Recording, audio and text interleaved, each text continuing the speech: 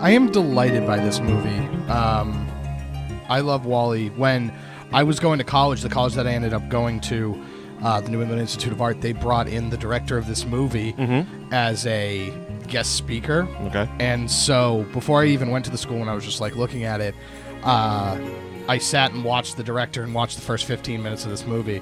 And I don't think, when did this come out? 2008? Yeah, June 27th, 2008. Yeah, so it was either like just come out or it was just about to come out. I mean, granted, it did take just over 4 years to make, so they had a lot of time to gather a lot of footage. Yeah, right. So, but it was really cool. I loved the use of Hello Dolly. Yep. In this movie.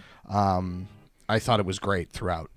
Yeah, so that's my little tidbit about the trailer of that movie. That's probably the nicest intro we've done on the shows yet. Yeah, you know, I thought about trying to 18 episodes in, and we finally got a decent one. One. Still didn't say the name of the show. Hi, everybody! It is That Movie Show. Yeah, whatever. Mike Wendt, Liam Stryker, Bill Neville producing. Thank you. And today, yes, we are covering the 2008 Disney and Pixar film Academy Award winning, I believe. Yeah, I believe so. Let me see. We'll get there.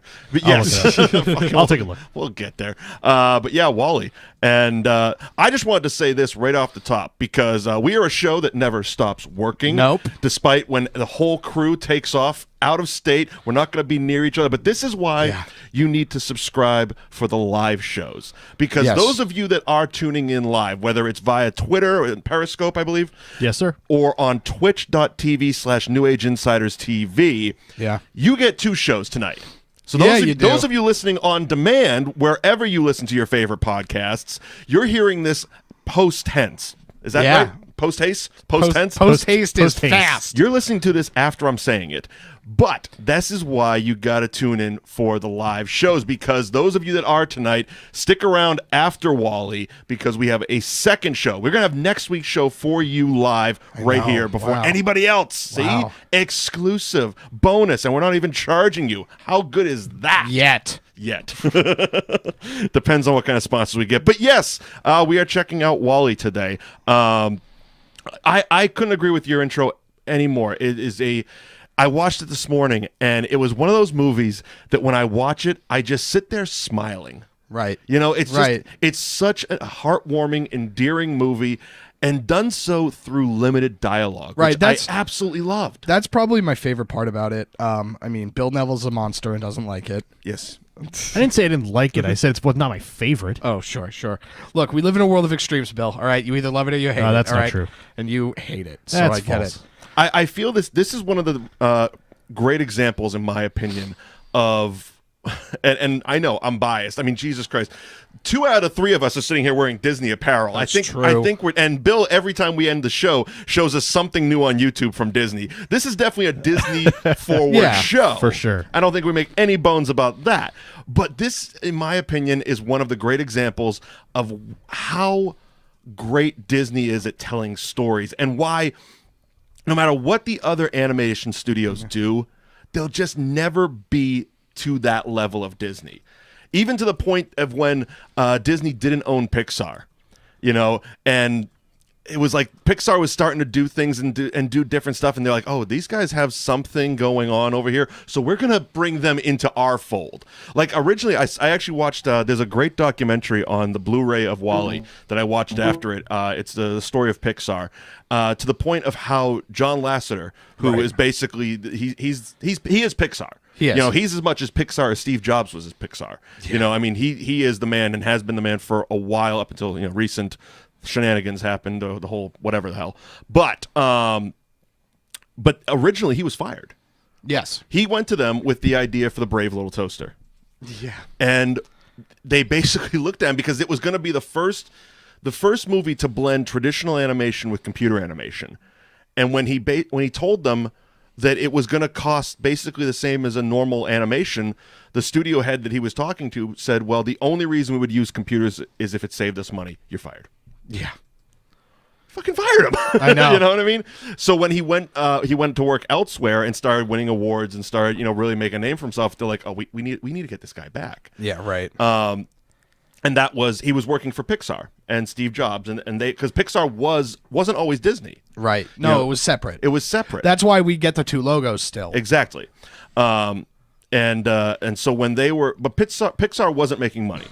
They were very creatively forward, and the people behind them were artists in every sense of the word, but not business people. Despite having Steve Jobs behind you, that doesn't mean you're going to make money. You can spend a shitload of money, but it doesn't mean you're going to make the money back. So when Disney went back to Lasseter to try to bring him back into the fold, it was one of those things. It's like, well, do you stick with your company that's probably not going to be around in a month or two, or do you bring it over to this already formed corporation and that will foster your stories and your dreams and whatnot? Right, and let you do whatever you want. And now, I mean, we're all one happy family. I mean, there is literally Pixar Land. Yeah, that's opening this summer, right? Pier, Pixar Pier. Toy Story's opening in Orlando, and Pixar Pier is in California. Yeah, they're also opening one in Shanghai, or already opened a Toy Story Land in Shanghai. I believe so.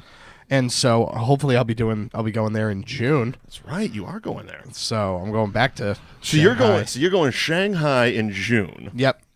The Toy Story Land opens, I believe, in June. Yes, that's correct. So you're going to see both of them. I will see both of them in 1 year. Hopefully. That's pretty awesome. Yeah. That's pretty wild. You're going to have to take a lot of videos, start to build YouTube content. I mean, we see how many views those goddamn videos get every time we watch them. It's like, wow, that's got 6 figures on it. That's got 6 figures on it. Build that brand. Right. What are we talking about the movie yet? No, we haven't talked about Let's get into the movie. Well, kind of. Let's get into WALL-E. So it was never really established. If you did enough math, you could probably figure it out. There was little hints and Easter eggs and stuff throughout the movie. But there's actually a DVD short that's on the Blu-ray as well, called Bernie, which is basically the story of another robot that what's the ship's name? Come on, help me out here. What? The cruise Axiom? Ship. The Axiom, yes. So on this DVD short, it's called Bernie, and he is a maintenance droid on the Axiom. And basically, it's all of the little all he's trying to do is fix one light post. Yeah. Just one friggin' light post. And it was told in almost conjunction with the WALL-E story that we saw. Okay. But it's like every time WALL-E would do something, it would screw up him trying to fix this. He's soldering and welding the post back onto its stand there, and all of a sudden WALL-E comes by as he's approaching the Axiom and waves to him, and as he goes to wave, his hand is a blowtorch and it cuts the thing in half, so he has to start all over again. Right. And it's just him going back and forth, and it's cute. But what it does tell us about the movie itself is that it takes place in the year 2805. Yeah. So we have abandoned Earth for 700 years. Yeah. Walmart has built spaceships. Yes, they have. They're by and large. It is. I've done one cruise in my life. Yeah. And this is very, very much every part of what I didn't like about a cruise. Yeah. No, thank you. No, it wasn't a good time at all. But this is very indicative of a very future cruise. Yeah. I mean, there's a lot, like we talked about on when we did Demolition Man. Yeah. The accuracy of some of the future gadgets, and that was told back in the 90s. Right. This, I feel, is very telling. Oh, yeah. Of us as a society. Yeah, the lawn chair thing. The floating chairs. They literally never do. It's all voice activated. Right. Drink, and the drink pulls right up. Yeah. You know? And it's also the same thing where it's less like, hey, your jumpsuit, it's red. Make it blue. Blue is the new red. And they literally just go, okay, blue. And they just turn blue. Right. I mean, cool future stuff like that. But it is instant shopping. Yeah. Instant gratification. Right. But also, and it was something, there's two main human characters that are basically cruise goers, and they're played by John Ratzenberger and Kathy Najimy. They're called John and Mary. Yep. And all of a sudden, and they're the only two people that really interact with WALL-E. Right. Well, because everybody's so... They all have screens in front of their face. Right. Like we do. Yeah. And all of a sudden, Kathy Najimy was the first one, Mary, where her screen got knocked off or broken or something like that. Because of WALL-E. Because of WALL-E. And all of a sudden, she looks up and sees the world around her outside of this screen and literally goes, I didn't know we had a pool. Yeah. I mean, there's 5 pools that have been there the whole time. And same thing with John. When he realizes, same thing, WALL-E kind of screws up his thing, and he looks out, he's like, oh. And then they end up actually enjoying their own company as opposed to just... Because there's a scene when WALL-E first arrives, and he's kind of motoring through, and there's two people on their floaty chairs. Right. Floating along, and they have screens, and they're talking to each other. Right. They're literally Skyping beside each other. And it's such one of those things that, yeah, that's pretty much where we've gotten to. Right. And where we're going. Right. In a lot of unfortunate ways, we're just going to be fat slug-like people who just demand things by voice and get them. Yeah. It was very scary because that's the thing is that it's from top to Alexa, bottom. buy me a donut, and a drone will drop a donut in your lap. Right. That's kind of what it was, and it's just like all of the amenities of the ship are really cool, and they're not experiencing any of them because one of the things is Mary gets knocked offline, and I think the first thing she sees is a window out into space, and she's like, wow, this is so cool. Yeah. And now she's lived her entire life on that ship. Yeah. And this is the first time she's looking out the window. The first time they're ever seeing the world outside of their screens. What they were told. It's also, there's a lot of elements of They Live in there. The Roddy Piper, John Carpenter movie, where it's like, buy, consume, eat, this. It's all consumer-based lifestyles. Right, and... even the schooling. They have the nursery with the babies, right. And it's like, A is for Alexium, where you live and travel. B is for buying large. Is for buying large, yeah, exactly.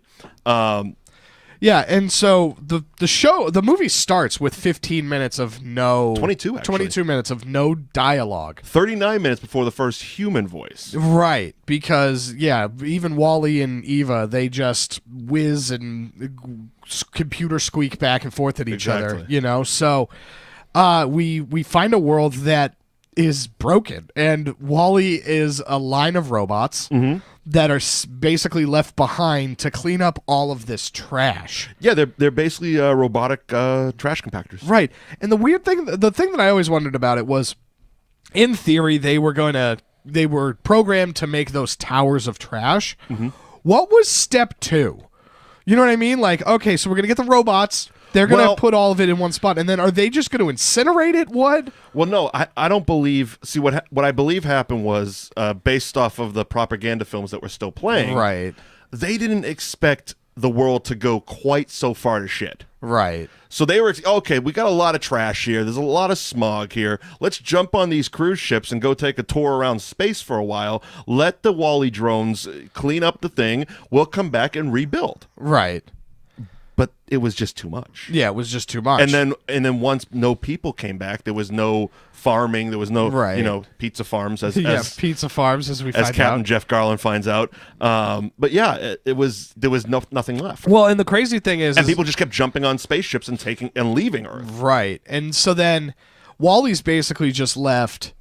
He's like the last one. Well, he's the last of the WALL-E and robots, basically. Right. And he's doing his job because that's all he's programmed to do. Right. So what I believe, he's a solar powered robot. Yes. And there was a part in it when Eve shuts down because she also has a directive. Correct. And once she completes her directive, she shuts down. Right. WALL-E, not knowing anything but himself and how he Thinks works, that he holds her in front of the sun and keeps looking up at the sun. Why isn't she powering? I power in the sun. Right. Why isn't she? So, I mean, stuff like that. But it's done in such, for lack of a better term, adorable way. Right. Like, you just sit there and like, God damn, these people are good. These people are really, really good at what, like, just... And it's not like cheap pulling at your heartstrings. It's like you actually feel emotion through these computer-drawn robots. Right. Oh, yeah. That aren't conveying any words. Right. You can feel the newfangled of like a new relationship between the two of them is when she comes down. And, you know, he's genuinely concerned for her when he finds the plant and she ends up getting it inside of her. Right. You know what I mean? And so, and like starts to take off, you know, that's what sets the whole thing in motion of like, he's like, oh no, I don't want her to leave. Right. You know, I mean, he's immediately smitten with her. And it's adorable little, like, you know, playful stuff. And she wants none of it. Right. She's all about them business. Yeah. She's a business robot. She is a hardened businesswoman and she's going to get her job done. Yeah. But yeah, and it's just there's so much stuff that happens in the first 20 minutes before Eve even shows up. Right. I mean, WALL-E has a friend who's a cockroach. Yep. Again, keeping that myth going because we see in his little home, his truck, that the only thing that would survive an apocalypse is cockroaches and Twinkies. Yep. And so he's because got, he feeds the Twinkie to the cockroach, which is the funniest thing. Watching the cockroach jump in the little cream. It's fantastic. Yeah. But he's also collected. He's right. I mean, I guess he's kind of a hoarder. He is. Well, I think he's finding cool things in the trash that he likes. Mm-hmm. You know, and he's just like, oh, this is a fun thing that I like, so I'm gonna keep it. And plenty of Easter eggs throughout. I mean, if you look very closely on multiple viewings of WALL-E's little home there is a Rex doll. Yep. There's the ham piggy bank. Yep. A lot of Toy Story stuff. He actually, when he's out doing his job, when he's collecting garbage and building his little towers, he goes through a Pizza Planet truck, which shows up in a lot of almost all of the Pixar movies. Every one of them. Almost as much as John Ratzenberger. Yeah, who is literally in this. He's one of the few human voices. Yeah, he is. He's one of the three. Yeah, well, yeah. I mean, it's him, Kathy Najimy, who plays Mary, and Jeff Garlin is the captain. Then this is actually the first movie that incorporated animation and live action people. Yes, as far as Pixar was concerned. Yeah, correct. Because Fred Willard plays what appears to be the president, but it actually, if you look at the crest, he's the president of CEO. He's CEO of By and Large. But it has a presidential seal because that's all that's left in the world. Right. It's the company has taken over. Of course, it's Fred Willard. Of course it is. Of course it is. Devious yet. The voice of the main computer in the Elysium. Is it Alice? No. It is Sigourney Weaver. Okay, yeah, that's the name. Sigourney Weaver. Yeah. It plays that. WALL-E had a budget of $180 million. Came back with $533.3 million, so they did okay for themselves. Right. Took just over 4 years to make. They started around 2003. It was released, as I said, in June 27th, 2008. Right. And it was directed by Andrew Stanton. So you said that was the guy you met? Yes. Okay. And some of the cooler stuff about, like, little tidbits of little internet research. Andrew Stanton and his entire Pixar team, every day they would break for lunch, would actually sit and watch Charlie Chaplin and Buster Keaton movies. Oh, okay. They would just go through all of them, the shorts, the features, every day, basically inspiring the possibilities of entertainment without words. Right. You know, simply through visual storytelling. And it's like, I love that sort of stuff. That's the thing that I'm like intrigued to watch Unsane, because it's a movie shot completely on an iPhone, and I'm interested to watch That's The Soderbergh, Quiet right? Place. Yeah, Yeah. The Quiet Place, because the whole gimmick is don't speak because there's like a monster or Right. something that'll eat you, and so it's like I like that added element to the story that it's like, let's see if we can tell a story about robots that don't talk. That don't talk. Right? Because All they say, they beep and say their own name. right. And a funny fact about that, Elissa Knight, who provides the voice of Eve, not an actress, just simply a Pixar employee that they were like, hey, go ahead, try it. Yeah, can you do it? Yeah. Can you do it? And damn it, she could. Yeah. Because there was a level of tone, and there was a level when WALL-E was in trouble.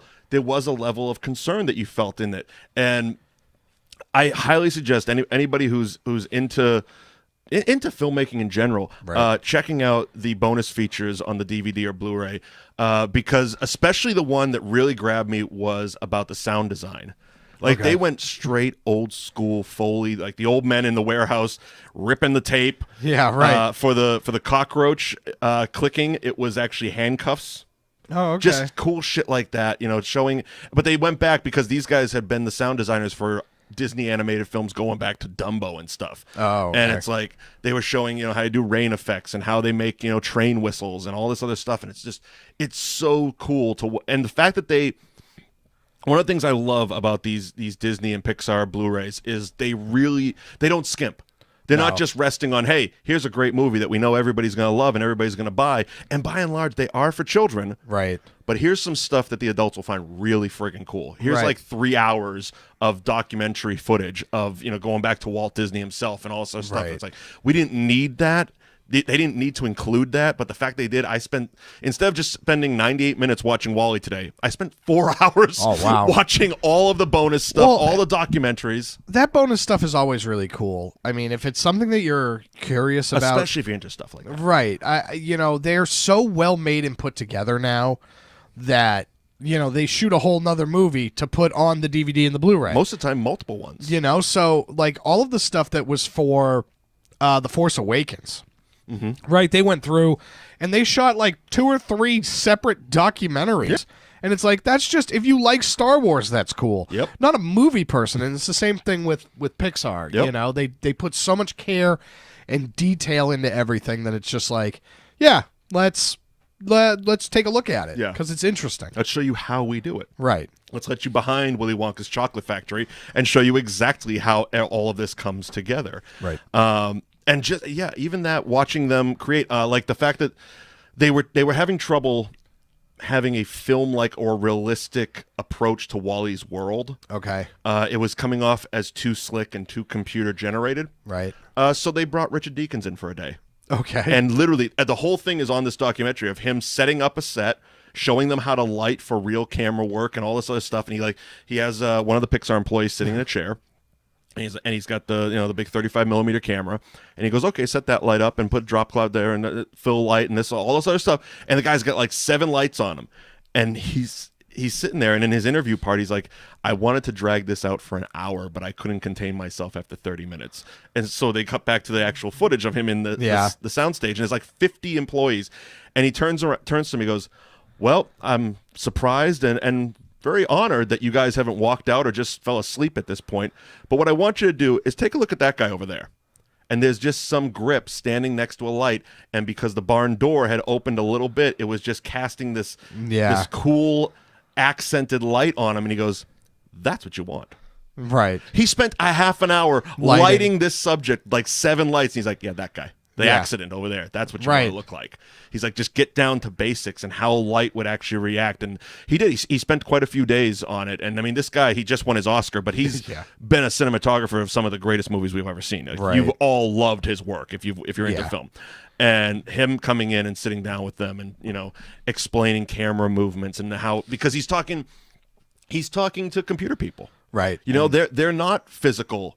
They don't work physical sets. They don't work in a physical world. Yeah, they work in a purely digital world, which is weird because you look at computer programs and there is lights and stuff. So especially the way maybe because now you look at it and there's so much. This was 2003, 2004 when they were making it, right? And I mean, but even that, it's like there's there's lights in those programs, but when you're trying to really make it look you look at something authentic. like Coco.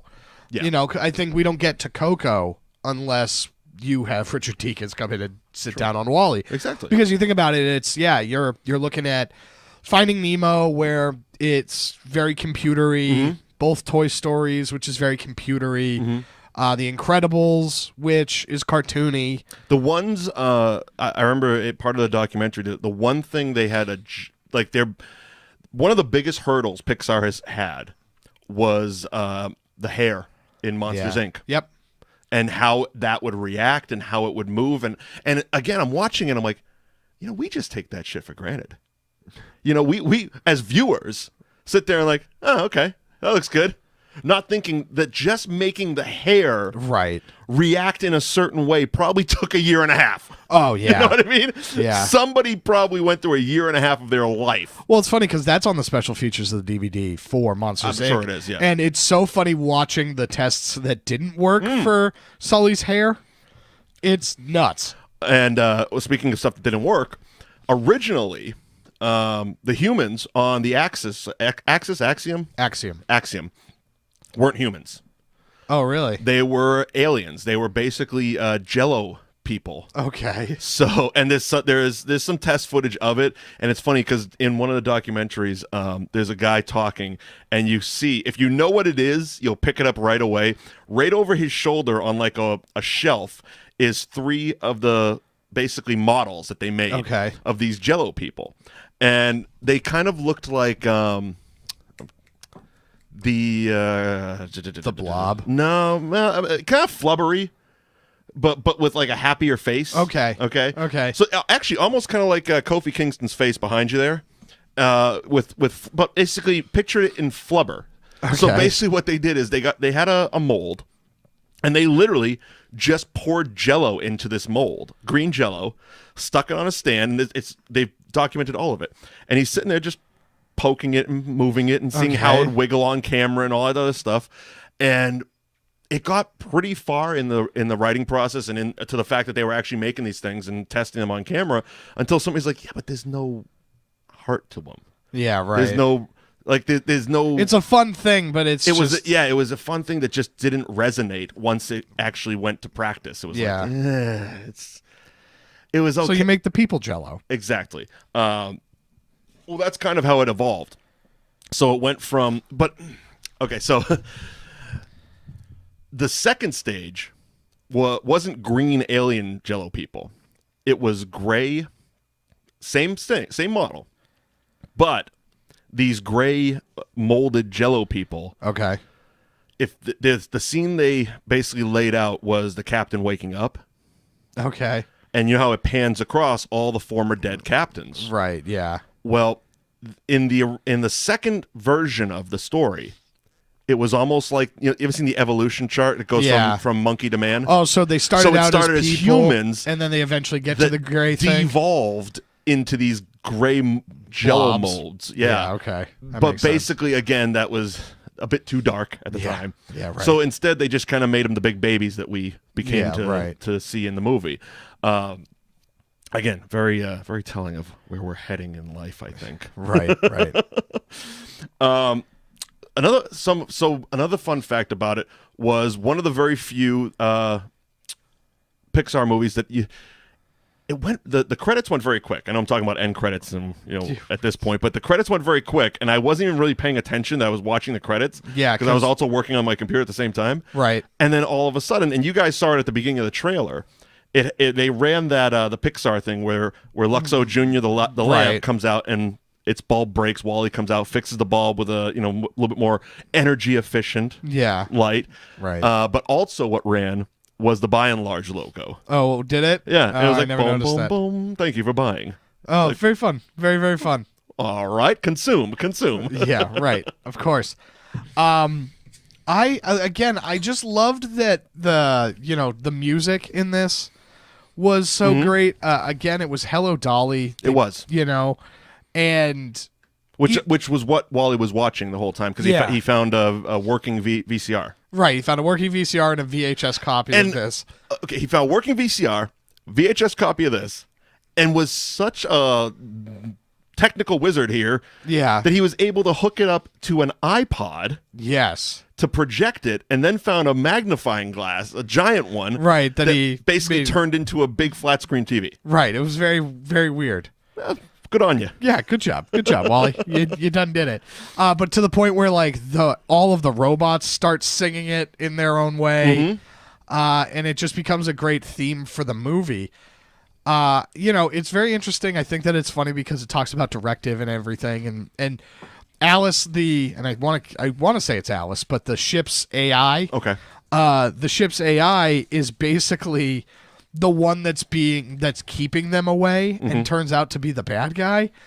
Oh, I know what you're talking about. Yeah, I'll get there. Yeah, because the central plot of the movie is that Wally finds... No, it's Auto. Is it Auto? Because it's short for autopilot. Oh, because right, it's Auto. It's made like a... Who's Alice, then? I don't know who the hell Alice is. I think Alice might be the Sigourney Weaver computer board. I'll get there in a second. But Auto is basically... it's made to be like a... It was like a ship's wheel. A ship's wheel, yeah. Right, yeah. But also very much based on HAL from 2001. Right. So, yeah, they find the fact, like the evidence that plant life is growing again on Earth. Right. Right, in that little bean sprout. And so it's just weird because the autopilot is told, don't ever come back. Whatever you do, don't ever come back. Right. And that's why... But again... just following directions. Right. Everybody's just... The goddamn computer, man, is just going to follow directions. Right. It doesn't have a soul. Right. But apparently they do. Yeah, but apparently they do. And that's what we find.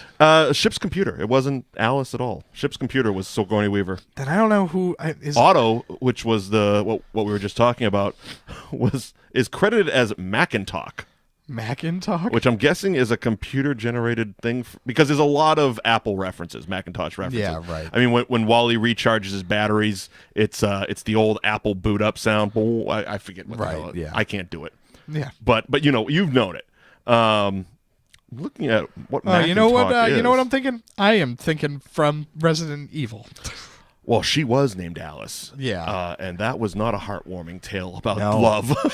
No, not at all. Where the fuck did that come from? That's what I thought. Yeah, I don't know what the hell Macintalk is. Macintalk was born in 1984 in California, and it's a lot of voice stuff. I think it's a software. It's got to be. Sure. It's all voice stuff for computers, so it's got to just be. It's weird that it has a better IMDb than I do. Yeah, checks out. That checks out. But yeah, so the lots of Hello Dolly in there. The director was one of those things like the Put On Your Sunday Clothes song was always just kind of always playing in a background type of thing, and it was always one of those driving forces of the movie. I just lost where I was. So I'm going to shift gears a little bit because I want to know. So Bill, please do. Bill, why didn't you like this, or why don't you like this as much as other Pixar movies? I think the big thing for me, and you said you liked it because of this, but I think the big thing for me was the no dialogue for the first 25 minutes. It kind of took me out of it, and my attention span isn't all that great to begin with. So if there's not a conversation or something happening to draw me in, I kind of tune out. Right. And like I said, the first 2 times I think I watched this, I fell asleep before any dialogue. But I just watched it about an hour ago, or finished it about an hour ago, and I did enjoy it. It's just not my favorite. Right. Okay. Fair enough. Now, I mean, I guess in that respect, it is something you have to want to watch. Yes, exactly. Like it's not good. Like if it was just on in the background, if I was like doing something else and I'm just flipping channels, it's like, oh, well, I'll leave it on Wally and keep working. Yeah, I probably wouldn't resonate because all you're hearing is ambient music. You have to watch it intently. You have to want to actually watch it because it's storytelling through a visual medium as opposed to, Yeah, you can't have it on the background. You can't sit there and just be playing on your phone and listening to the movie as it goes. You know? It's like, oh, I just missed the whole point of this. Yeah, right. Wall-E, the name. Do you know where it came from? No. Bill? Nope. Walter Elias Disney. Oh. Yep. Very fun. Eve is not so romantic. It's I just lost it. It basically it's her job. Yeah, she's like agriculture, not agriculture. That's an A, but the V stands for environmental vegetation, something or other. Yeah, they said that at some point in the movie. Didn't Yes, they did. But basically, yeah, her job is to go around looking for this plant life. Right. And when she does find it, of course, we kick into the plot of the movie. Yeah, that's the whole crutch of the movie. It's Right. like, it's terrible that she found it, because that means we have to turn around and by and large has to stop all these, $40 soda machines. Yeah, right. Well, it's weird because they're basically the government. I don't know. I don't think it would have mattered for them. You know what I mean? Well, it would. Well, clearly it would, because people want to go home. When they finally do, when basically Jeff Garlin plays the captain. Yeah. So when the captain kind of, and he's a very, like, what you would expect. Okay, this thing's been going on for 700 years. As I said, he's got the pictures of all the past dead. He's like captain number 40 on this ship. Yeah, something like that. And he's literally going through the motions. Wakes up, oh, I missed morning meeting. Okay, and what's this? The computer's just like, nothing's changed. Of course, nothing's changed. Of course, nothing's changed. Of course. He wants excitement. He barely puts his uniform on. His hat's askew. But at some point, yeah, he figures out, because this plant thing. Now I'm always forgetting the actual meaning of MacGuffin. Is the plant the MacGuffin? Yeah, the plant's the MacGuffin. All right, I got that one. This plant keeps coming up. Of course, Eve's heart, for lack of a better term, keeps glowing in the plant icon. Right. And they're trying to dispose of it. Yeah, they're trying to get rid of it. The ship itself, all the robots on the ship are trying to dispose of it, because that's their prime directive. Correct. Much like Terminators. Yeah, right. Again, WALL-E, Skynet, we're not far away from this shit. They are going to take over, and they will start thinking for themselves. And so once the captain starts getting all this information, he starts going through and finding, and it's basically the easiest way to describe what the captain does to gain the information that he gets at the end is almost like going down a Google rabbit hole. Right. Because he's like, he hears, they're saying something, like, oh, so what is this? And the computer describes what the dirt is, also known as Earth. Define Earth. Yeah, right. Then she defines Earth, and all of a sudden videos start popping up. This is Earth, and this is that. He just and goes then down all of a this rabbit sudden, hole. we cut away, and we're watching WALL-E and Eve on their shenanigans, and then we come back, and he's got 40 tabs open. Yeah, he's got pizza, he's got farming, and he feels that you can grow pizza in a farm. But you know what? God bless him. Yeah, he's doing the work, and now he wants to go home. Right. Now he wants to go to Earth. Because he knows that this plant means that this is possible. Right. And he also is seeing it as he believes it still is. Correct. Until Eve, who shows up, and he realizes this is the plant droid, was down there, and he's like, tell me what Earth is like. No, you know what? Just show me what it was like. So she has a little projection thing and shows him, and it's what we saw in the opening 20 minutes of the movie. It's smog and garbage and sandstorms and terribleness. But he's already set his course for Earth. Yeah. They're already on their way back. Right. And he's like, this isn't what I thought it was. But when they get there, there is that, to get a little Star Wars-y on you, there is that hope. Right. Well, it's funny because it's like, this was the city, but then where they end up landing, there's like that little forest that's kind of like sprouted up. Exactly. So it's not all bad. They went looking for that. They scanned they got their little scanners out, telepathy scanners, and did the whole thing looking for that plant life. Right. Yeah, I liked it. I loved it. Again, it's one of those things. It's not hard to enjoy the movie especially when you're sitting down. It's like, I don't remember the last time I watched it. Probably when I bought the Blu-ray a number of years ago. It was probably the last time I actually physically sat down and wanted to watch it from start to finish. You pick it up on TV here and there, but actually sitting down to watch it, and I'm like, God damn, these Disney guys really know how to really get you in the old chest. I was watching something Disney related on YouTube, and of course I was. Sure. They were doing they had a part of the live character initiative. They had built a WALL-E. And he would walk around, like roll around in the park and interact with guests. An actual WALL-E. Yeah. It never came to fruition because they were afraid that it was going to roll over people's feet.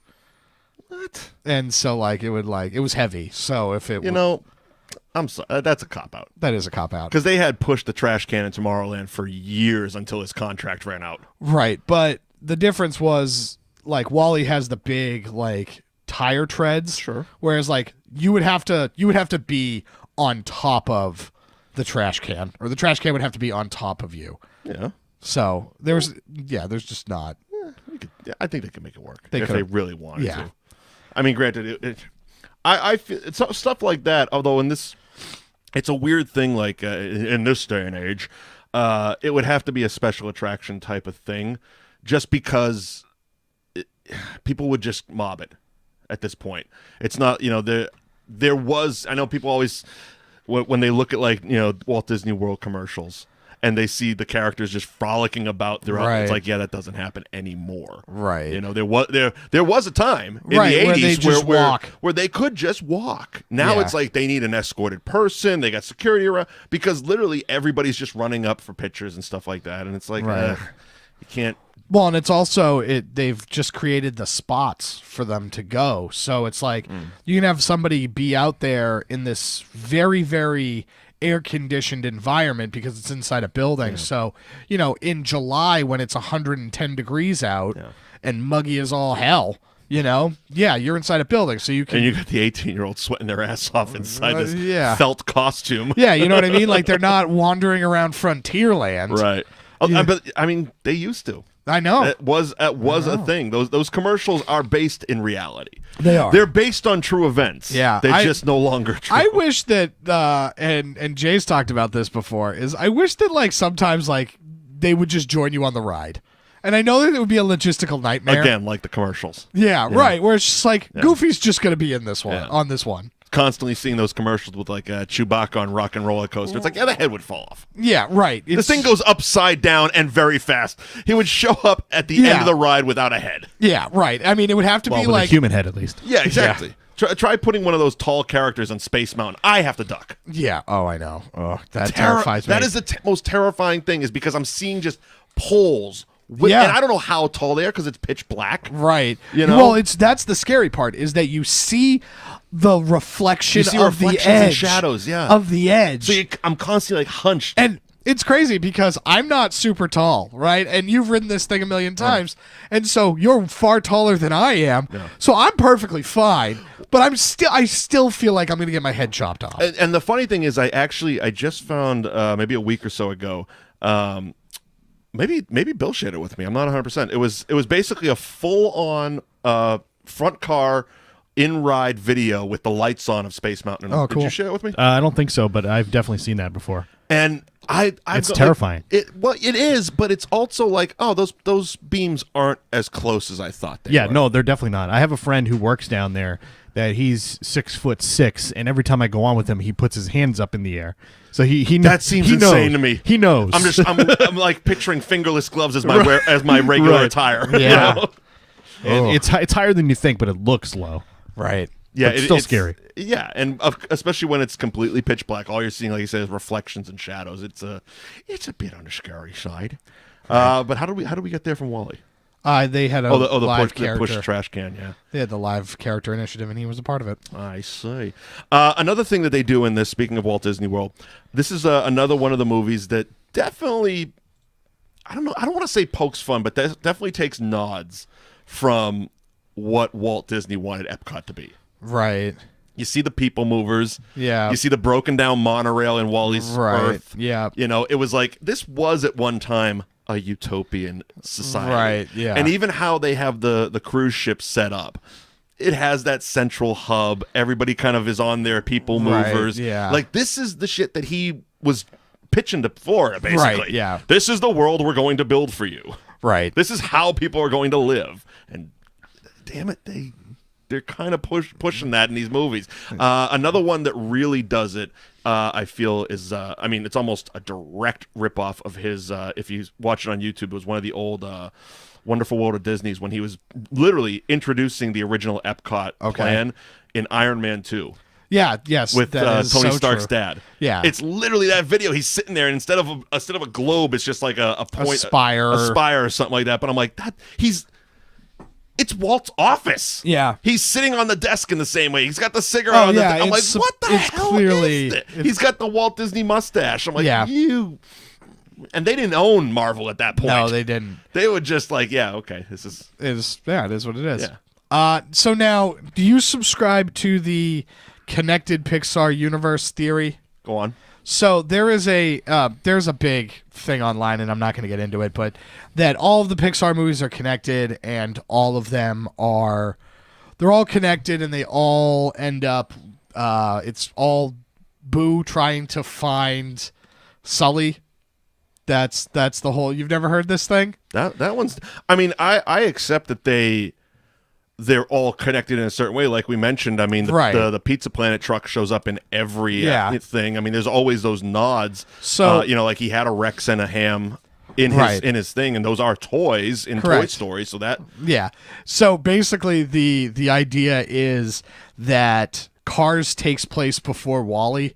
So everybody on the planet, they get out of, they leave. All the Earth people leave, and the cars, because if the toys are sentient, there's no reason why the cars can't be. Yeah. So the cars take over the planet, and that's why there's all that smog in WALL-E. So WALL-E is like the apocalypse after Cars. Correct.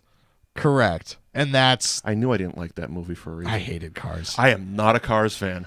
Oh, God. And it might be my Owen Wilson thing that I can't stand him. Never seen it. Yeah. And it took me so long to watch it. Never seen it. Took me so fucking long. Well, that one makes me the maddest because it's like, so...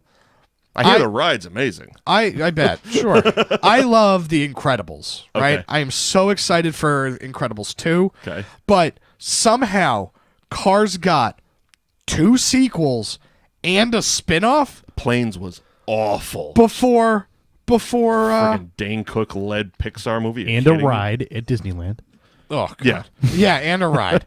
It's just like, God. Ride a land. And a hotel. It's a whole land. A whole land. Yeah. It's Cars Land out there. That's true, yeah.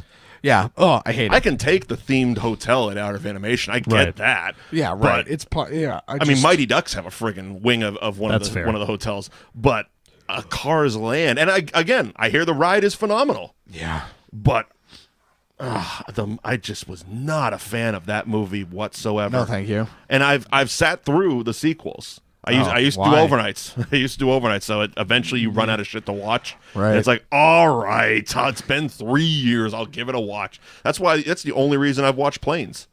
Oh, terrible. What is Fire and Rescue I haven't watched. I haven't got to the sequel of the spinoff. What is Planes? It's the same thing, just in the air. Dane Cook is the lead.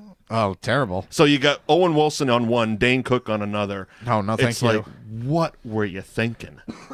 Really? And Larry the Cable Guy. Oh, yeah, he is in that one. He's in Cars. Yeah. And, like, the main character of 2. Yeah.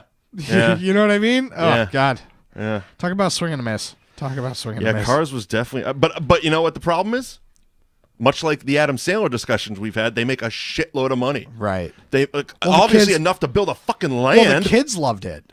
Like, of course they do. Know? It's not hard to please a kid. Right. I mean, Jesus, that's not difficult. But yeah, I mean, these things, they just make a ton of money regardless of what they are and how they are. You know, like I said, much like the Adam Sandler movies. That's why he's got 7 picture deals getting renewed at Netflix. Yeah. Really? Yeah. The Ridiculous 6 was terrible. I won't watch that. See, I will not watch his I pay for Netflix. Yeah. Okay? So I'm not going to subscribe to the theory that I just have to watch it. I'm not going to do that. No. Not going to do it. So if we do that, I'm coming over here and watching it on yours. I'm not putting that on my goddamn Netflix. It's not going to show up in your recently watched list No, it's ever? not my recent because Sure. I know how Netflix works. And they'll give me, because you watch this, here's 47 shitty movies that you're not going to watch. And I'm going to hate everything. And especially now, I'm going to get off on a rant in a second. But now, the way Netflix is, when you especially if you watch it on the TV, no matter what you hover over, if you're sitting there like, oh, do I want to watch? The fucking trailer starts. Oh, yeah. And that bothers the shit out of me. Bothers me to no end. Why? I don't. It's almost like they're subliminally saying you need to watch. Just push play. Just push play. Just push play. You can't sit and just think for a second. Like the movie just ended. All right, what else am I going to watch? Click. Boom. Like, I just want to sit and think in my own head. Don't tell me what I'm going to. If I want to watch a fucking trailer, I'll watch a fucking trailer. Okay. WALL-E. Keep going. Just got Yeah. filthy all of a sudden. I like rants. Keep going. Oh, yeah. So that's my latest. That's my struggle right now. And that's WALL-E. Yeah, that's WALL-E. Woof. So we're gonna have to watch some terrible Netflix stuff, but watch the trailer first. Yeah. I can't wait. So I think that wraps it up. I think we've exhausted WALL-E. We did. Yeah. Yes. Yes. Ultimately, I mean, I'm with Bill in the respect that it's not my favorite Pixar movie. No. I feel I enjoyed it a bit more. Right. But again, they're doing so much, and they're churning stuff out like at such a rate now. And also, I can't really tell the difference nowadays between Disney Animation Studio and Pixar and how they decide which one gets which. Yeah, it doesn't make sense to me. Like, I love Wreck-It Ralph. Can't wait for the sequel to come out. But how is that not But Pixar? how does it not look exactly like Pixar? Yeah, it's weird. I don't understand either. The only thing I can imagine is it has something to do with if Lasseter's producing it or not. Right. That's got to be that's the only thing common sense would tell me. Yeah, that is the only thing that common sense would say. Yeah. But other than that, yeah, I don't know. I don't know how they separate or how they choose to separate. Especially now that we're all under one house. Right. You know, just throw Yeah. Mickey up there. I'm good with that. Yeah. Yeah. So. All right, coming up next week, for those of you listening on demand or watching on demand, coming up next week, we are watching and talking about the 1998 Peter Berg film starring Cameron Diaz and Christian Slater, Very Bad Things. Very bad movie. Oh, really? I was not. Oh. I was not into it. So you're going to want to definitely check that out because we're not going to have into differing opinions on that one. I was not into it. But for those of you watching live right now, this is why you should subscribe to the live shows. You're going to get that live in just about 2 minutes. So don't go anywhere. Stay right on twitch.tv/New Age Insiders TV because we're going to be coming to you live momentarily with Very Bad Things. Bye-bye.